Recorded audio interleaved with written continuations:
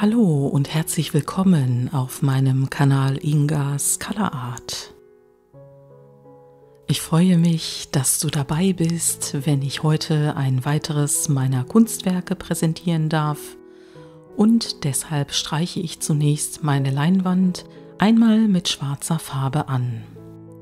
Die trage ich sehr sorgfältig auf, weil ich vorhabe, heute im Inneren der Leinwand zu arbeiten und den äußeren Rand weitestgehend unberührt zu lassen.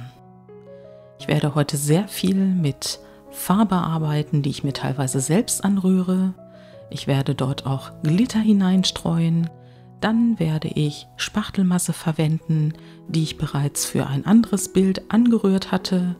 Und ich werde nochmal mit der schwarzen Spachtelmasse von Aquarellic experimentieren. Nachdem ich die schwarze Acrylfarbe auf meine Leinwand aufgetragen habe, habe ich sie sorgfältig mit dem Föhn angetrocknet, sodass ich dann das Abklebeband auf die Leinwand aufbringen konnte. Und weil ich ja heute mit viel Spachtelmasse arbeiten werde, habe ich mir auch die Ränder mit breitem Abklebeband zugedeckt. Danach trage ich nochmal eine zweite Farbschicht aus schwarzer Acrylfarbe auf. Damit versiegel ich die Stellen, an denen das Klebeband auf der Leinwand aufliegt, damit mir von den anderen Farben, die ich dann auftragen werde, keine darunter läuft.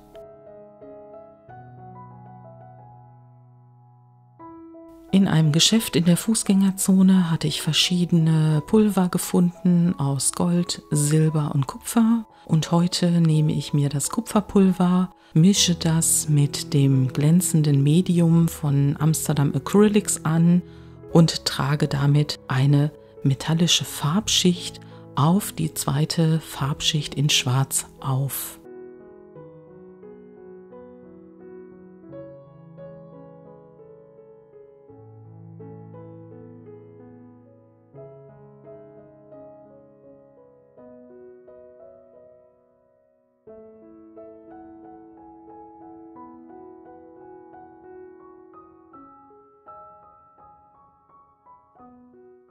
Danach verwende ich nochmal das glänzend auftrocknende Medium, rühre dort verschiedene Glitter ein, einmal blau-grünen Glitter und einmal einen bräunlichen Glitter, vermische das Ganze und trage das auf die kupferfarbene Farbschicht auf. Ich erhoffe mir von der leicht körnigen Struktur, dass die Spachtelmasse, die ich gleich anrühren werde, dort ein bisschen hängen bleibt, sodass zum Schluss immer noch etwas von der metallischen Farbschicht in Kupfer zu sehen sein wird.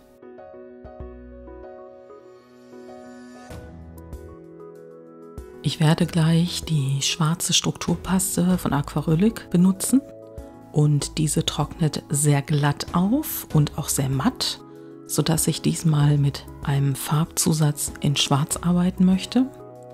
Ich werde dort auch schwarzen Dekosand hineinstreuen und nochmal ein Glanzmedium verwenden, sodass die Strukturpaste im getrockneten Zustand nicht mehr ganz so matt erscheint.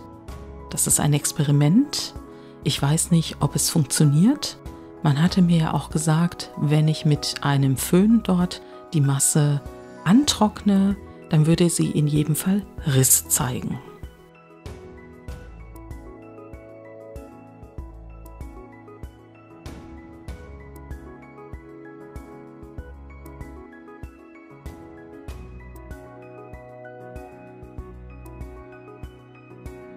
Mit der Menge an Dekosand, die ich dann ja noch in die Paste eingerührt habe, hatte ich mir versprochen, dass dort eine sehr körnige Struktur auftritt. Und zunächst ist ja auch das eingetreten, was ich mir erhofft hatte, dass aufgrund der vorhin aufgetragenen Struktur die schwarze Strukturpaste in jedem Fall an den Erhebungen hängen bleibt.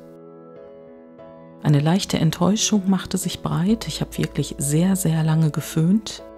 Es deutete sich auch eine Rissbildung an, aber die Strukturpaste ist einfach nicht gerissen. Und ich habe jede einzelne Schicht geföhnt, auch wieder sehr lange, und kein einziger Riss hat sich gezeigt, sodass ich dann zu meinem kleinen Rakelwerkzeug gegriffen habe, um mir ein paar Kratzer hineinzumachen.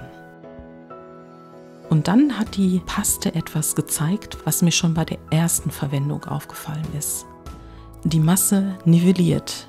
Das heißt, sie fällt ein bisschen in sich zusammen, sie schließt die Löcher, so als würde ich Estrich in einen Rohbau aufbringen, und dort ist es ja gewollt, dass er sich, ich sag mal, auf der Fläche verteilt. Auf meinem Bild hätte ich es sehr gerne gehabt, dass die Strukturpaste einfach dort bleibt, wo sie ist. Deshalb greife ich zu der Strukturpaste, die ich im Mai für ein Bild verwendet habe. Dort habe ich Marmormehl verwendet und verschiedene Farbzusätze, Sande und Glitter und hatte mir die Reste aufbewahrt, die ich dann auch benutzt habe.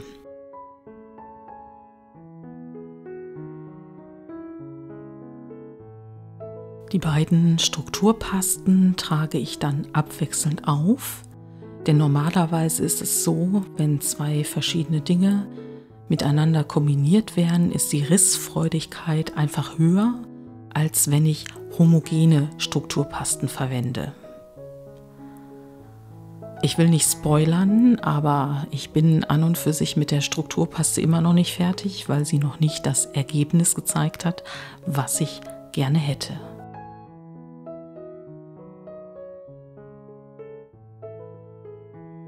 Ich habe dieses Bild zum Schluss nicht nur sehr lange geföhnt, sondern ich habe es auch, wir haben ja im Moment sehr warmes Wetter, im Auto auf den Beifahrersitz gestellt, der Sonne ausgesetzt, der Hitze im Auto ausgesetzt und hatte auf ein Wunder gehofft.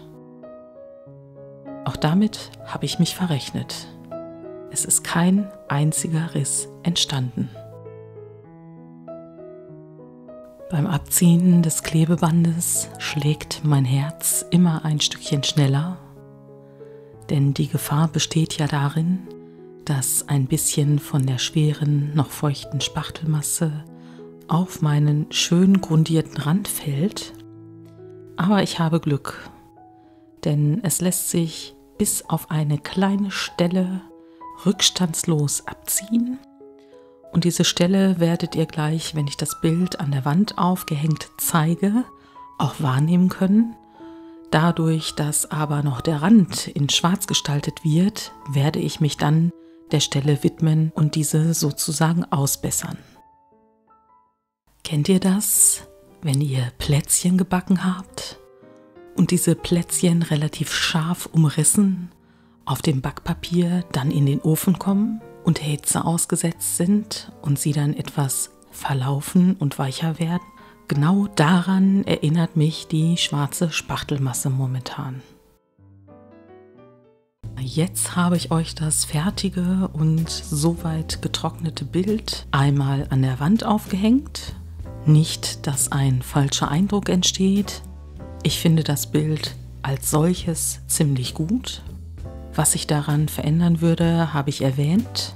Aber manchmal muss man sich ja über mehreren Schritten dem Ergebnis annähern, was man gerne hätte.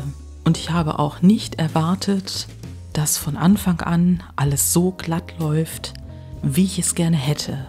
Von da aus, denke ich, werde ich es nochmals probieren, wahrscheinlich mit anderen Zusätzen oder mehr von einer Zutat und weniger von einer anderen, bis ich das für mich gewünschte Ergebnis gefunden habe. An dieser Stelle folgt normalerweise mein Dank an euch, jedoch möchte ich im Vorfeld etwas sagen. Gerade in der letzten Woche hat die Anzahl an negativen Kommentaren, die unterhalb der Gürtellinie waren oder die sonst wie dazu gedacht waren, die Frustration des Kommentators irgendwie zu veröffentlichen, erreicht, und das werde ich mir so nicht gefallen lassen.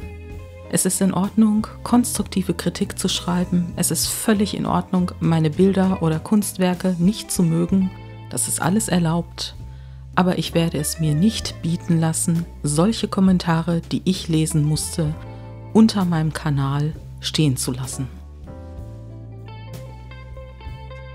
Ich danke dir fürs Zusehen, ich danke dir fürs Zuhören. Wie gesagt, konstruktive Kommentare sind jederzeit herzlich willkommen.